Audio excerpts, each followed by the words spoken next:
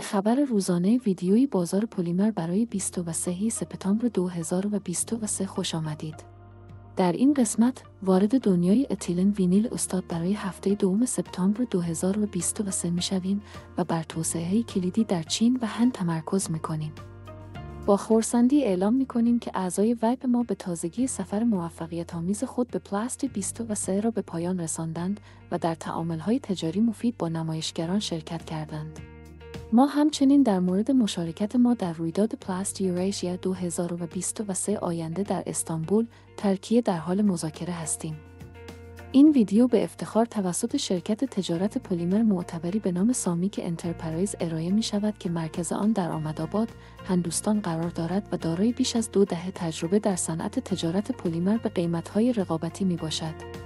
لطفاً توجه داشته باشید که این ویدیو با استفاده از ترجمه توسط هوش مصنوعی تولید شده است و ما مسئولین نقص تلفظها یا اشتباهات نیستیم. نسخه انگلیسی این ویدیو به عنوان مرجع رسمی خدمت می‌کند. بیایید با تجزیه و تحلیل قیمت‌های مونومر اتیلن در منطقه آسیا شروع کنیم. تحت شرایط صفرنی، قیمت اتیلن به مبلغ $875 برای هر تن متریک تنظیم شده است، در حالی که تحت شرایط کفرسی، قیمت اتیلن به مبلغ $870 برای هر تن متریک تنظیم شده است.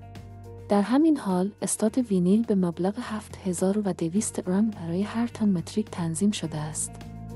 به سمت چین برویم، تراکنش‌های اخیر برای اب 7470 از فرماسا به مبلغ 13600 رم برای هر تن متریک تنظیم شده است، از ننگ به صورت گرفت.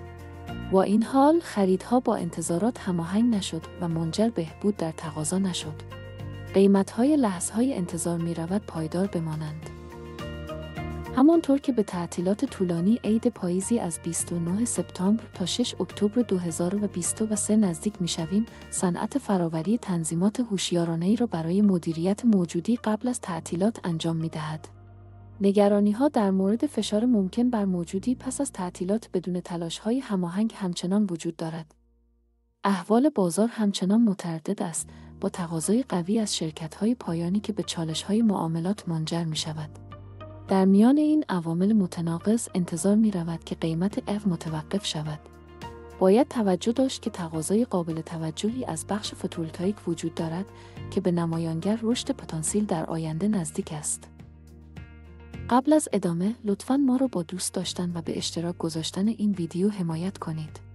اگر تازه کار هستید و به پلیمر بیر ملحق شده اید، در نظر داشته باشید که برای بهروز رسانی‌های منظم قیمت پلیمری اشتراک نمایید و اعلان‌ها را فعال کنید.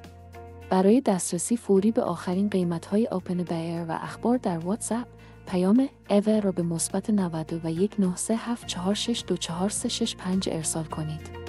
چتبات پیشرفته ما اطلاعات سریع را در عرض 5 ثانیه ارائه می‌دهد. حالا تمرکز خود را به بازار هند منتقل کنیم. یک تولید کننده مستقر در کره جنوبی ایو را با قیمت $1585 آمریکایی برای هر تن متریک صفر شیو برای همرونقل در سپتامبر 2023 ارائه می‌دهد. تقاضا به دلیل نیازهای خاص ضعیف بوده و قیمت‌های بازار آزاد ثابت مانده است. قیمت‌های نقدی در بازارهای هند تجربه کاهش معتدلی کردند که به شرایط خرید کند واژگون برای نتایج پایانی اثر می‌گذارد.